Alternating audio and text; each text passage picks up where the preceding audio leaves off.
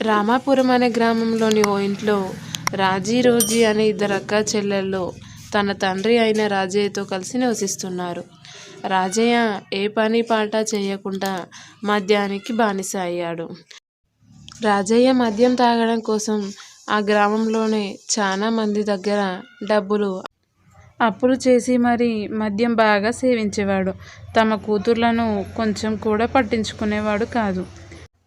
ఆ గ్రామంలోనే ఆ ఇద్దరు అక్కా చెల్లెళ్ళు ఒక చిన్న కిరాణా కొట్టు పెట్టుకొని నడిపిస్తూ ఉంటారు. వారు నడిపించే చిన్నపాటి వ్యాపారం బాగానే సాగేది.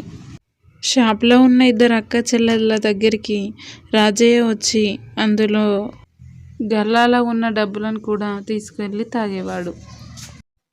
ఆ ఇద్దరు అక్కా చెల్లెళ్ళు బాధపడడం తప్ప ఇంకేమీ చేసేవారు కాదు. కొన్ని రోజులు ఇలాగే గడుస్తూ ఉన్నాయి. ఓ రోజు ఉదయమే రాజయ్య వాళ్ళ ఇంటికి అదే గ్రామంలో నివసించే జమీందారైన ధర్మయ్య వచ్చి రాజయ్యని పిలుస్తూ ఉంటాడు. రాజయ్య, ఓ రాజయ్య. ఆ పిలుపు వినగానే ఇంట్లో ఉన్న ఇద్దరు అక్కా చెల్లెళ్ళు వెంటనే బయటకు వచ్చి చూస్తారు. అక్కడే ఉన్న ధర్మయ్యతో, ఏంటమ్మా, మీ నాన్న ఎక్కడ కనిపించడే? అప్పు తీసుకునేటప్పుడు బాగానే తీసుకున్నాడు. మీ ఇంటి కాగితాలు నా దగ్గర పెట్టి ఇంటికి కావలసిన డబ్బులు తీసుకున్నాడు. ఇంకో వారం రోజుల్లో నాకు ఇవ్వాల్సిన డబ్బులు ఇవ్వకపోతే ఈ ఇంటిని నేనే తీసుకుంటాను. మీరు ఇంటి నుంచి వెళ్ళిపోవాలి అని చెప్పి వెళ్ళిపోతాడు ధర్మయ్య. ధర్మయ్య వెళ్ళిపోగానే ఇద్దరు అక్కా చెల్లెళ్ళు ఇంట్లోకి వస్తారు. రాజీ బాధపడుతూ ఉంటుంది. అప్పుడే రోజీ ఇలా అంటుంది. అక్క, ఈ సంక్రాంతి పండుగ వస్తుంది కదా. సంక్రాంతికి చాలా మంది పిండి వంటలు తింటారు. ఈసారి మనం పిండి వంటలు చేసి అమ్ముదాం.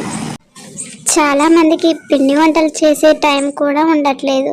మనం ఇలా ఆర్డర్లు తీసుకొని రెడీమేడ్గా చేసి అమ్మితే చాలా మంది తీసుకుంటారు. వాళ్ళు సంతోషంగా సంక్రాంతి పండుగ జరుపుకుంటారు. ఈ పండుగ అయ్యేలోపు ధర్మయ్య గారికి ఇవ్వాల్సిన బాకీ డబ్బులు కూడా మొత్తం తీరిపోతాయి అని నిశ్చయించుకొని ఆ ఇద్దరు అక్కా చెల్లెళ్ళు వారి షాప్ దగ్గర పిండి వంటలు చేయబడును అని ఒక బోర్డు పెడతారు.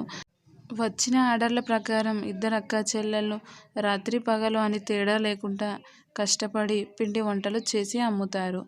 అలా ఆ సంక్రాంతి పండుగ అయ్యేలోపు ధర్మయ్యకి ఇవ్వాల్సిన బాకీ డబ్బులు ఇచ్చేసి తమ ఇంటి కాగితాలను తీసుకొచ్చుకుంటారు. ఇది చూసిన రాజయ్య సిగ్గుపడుతూ ఉంటాడు. ఇక నుంచి తన బాధ్యతలు తను తెలుసుకొని తన కూతుర్లను బాగా చూసుకుంటూ ఉంటాడు.